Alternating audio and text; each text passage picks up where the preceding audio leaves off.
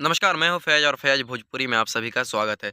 दोस्तों, कुछ दिन पहले ही Akshara Singh news 18 Bihar and Jharkhand channel से जुड़ी थी और वहां पे अक्षरा सिंह से सवाल किया गया था कि भोजपुरी इंडस्ट्री में सबसे बेस्ट सिंगर कौन है? तो अक्षरा सिंह ने कुछ ऐसा कहा था। भोजपुरी में सबसे बढ़िया गायक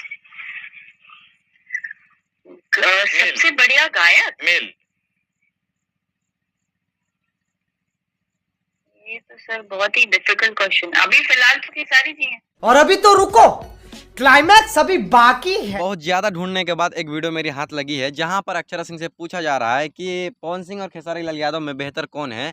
और अक्षरा सिंह ने क्या कहा, आप खुद ही देख लीजिए। अगर दो एक्टर का नाम लूं भोजपुरी इंडस्ट्री से, पवन सिंह और खेसारी लाल यादव, आपके पहले चॉइस कौन है?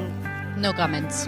दोस्तों, ये वही अक्षरा सिंह है जो कि कहा करती थी कि हम आज गाना गाना सीखे हैं तो सिर्फ पवन सिंह की वजह। बाय द वे, वीडियो आपको कैसी लगी? अच्छी लगी है तो लाइक करें और चैनल पे नए हैं तो चैनल को सब्सक्राइब जरूर करें। मिलते हैं किसी इंटरेस्टिंग वीडियो के साथ, तब तक के लिए जय हिंद।